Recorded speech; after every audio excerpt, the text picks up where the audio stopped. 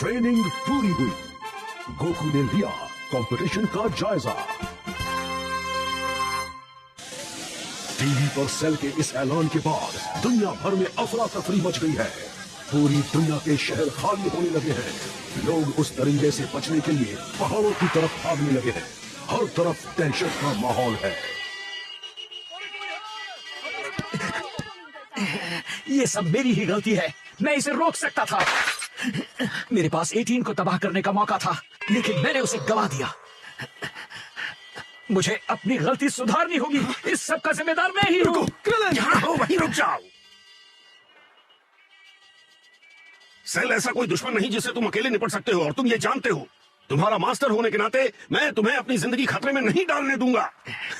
अगर उससे लड़ना चाहते हो तो इंतजार करो। अपनी ताकत को टूर्नामेंट के लिए बचा कर रखो, जैसा सब करते हैं। ये सही कह रहे हैं कृलन। इस तरह से खुद को दोष मत दो। वैसे भी हमारी सबसे ज्यादा उम्मीद गोकू है। इन सेयंस के अंदर जबरदस्त ताकत छुपी होती है। जब वो हाइपरबोलिक टाइम चेंबर से बाहर आएगा तो वो बहुत ताकतवर हो चुका होगा। गोकू और गोहान की ट्रेनिंग पूरी होने में कितना टाइम बचा है? चेंबर के अंदर उनका दिन पूरा होने में अभी 3 घंटे और बचे हैं। मुझे नहीं लगता उन दोनों के लिए एक दिन काफी होगा। शायद वो दोनों अपनी ट्रेनिंग कई दिनों तक जारी रखेंगे।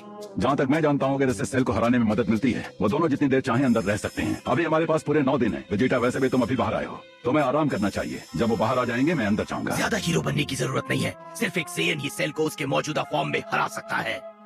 लेकिन अगर तुम जाना चाहते ही हो तो जाओ। जब तुम्हारा शौक पूरा हो जाएगा तो अगले 8 दिनों तक चेंबर के अंदर मैं रहूंगा। अफसोस, तुम्हारे लिए एक बुरी खबर है। हम में से कोई कितनी देर अंदर रह सकता है उसकी एक नेचुरल लिमिट है। तुम सिर्फ 48 घंटों तक अंदर रह सकते हो, उससे 1 मिनट भी ज्यादा नहीं। बस इतना ही? तो अगर कोई रहना चाहे तो क्या होगा? चेंबर का दरवाजा गायब हो जाएगा और फिर कभी नजर नहीं आएगा।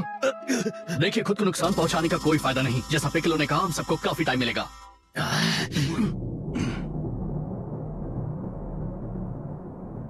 ये गोकू की एनर्जी है।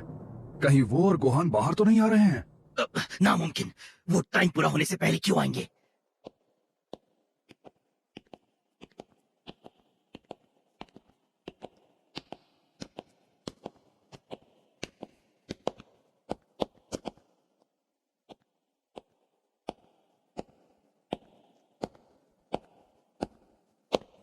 तो ये वेजिटा और ट्रंक्स की एनर्जी थी जो मैंने महसूस की थी।